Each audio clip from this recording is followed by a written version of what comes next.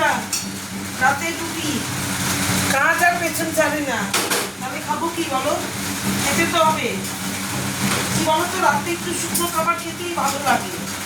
রুটিটা করলে একটু শুকনো হয়, ভাতটা খেতে না একবারে মানে কি বলবো, এমনি সারা শরীরে ব্যথা, জ্বর, সারা শরীরে ব্যথা, এই নিয়েই প্রচণ্ড পরিশ্রম করতে হচ্ছে। হ্যাঁ, যার জন্য রুটিটা করলে রুটিটা একটু ভালো খাওয়া যায়। তুমি রুটি শুধু আলু ভাজা কিংবা আলু সেদ্ধ দিয়েও খাও, লঙ্কা লঙ্কা দিয়ে তেল দিয়ে মেখে আলু সিদ্ধ, সেটাও যদি খাও সেটাও খুব ভালো। দেখো কি সুন্দর ফুলেছে রুটি।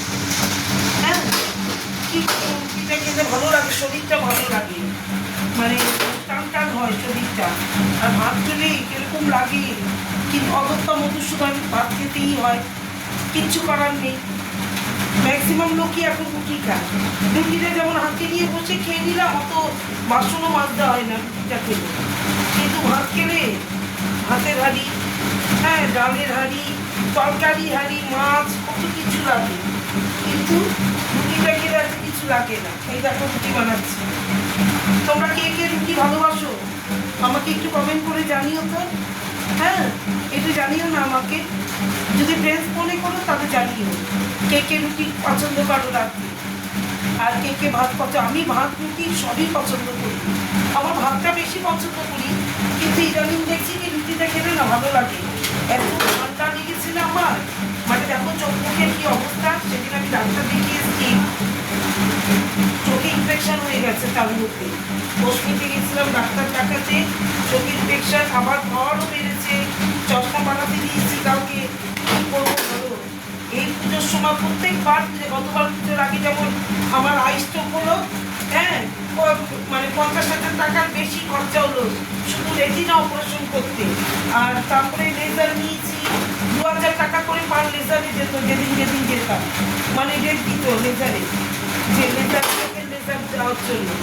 তারপরে লেজারের কাজ হলো না, তারপরে কোনো কি 50,000 টাকা নিল রেটিনা অপারেশন করতে। এবার তাও চোখের প্রবলেম হচ্ছে, মানে চোখ নিয়ে খুব গেল না। আর এখানে তো দেখার মতো আমার ছেলে ছাড়া আমার দেখার মতো কেউ নেই, কারণ মাকেই দেখতে হয়, মা বয়স্ক দিদিও তো একই অবস্থা। হ্যাঁ, কি করবো বলো, ছেলে যখন যেখানে কোনো কিছু ইসে হলে সব বিপদ আপদে ছেলেই উদ্ধার করে। সবাই তো আমাদের মা যেমন 7 মাস নার্সিংহোমে যখন উদ্ধারে ভর্তি ছিল, এই আমার ছেলেটা তখন এই ভোরবেলা যেত আমার সঙ্গে আর দিদির সঙ্গে যেত, গিয়ে তারপরে আবার রাত্রিবেলা এসে সেদ্ধ ভাত খেতাম। তাও ছেলেটার মুখে কোনো খাবারের কোনো ইসে ছিল না।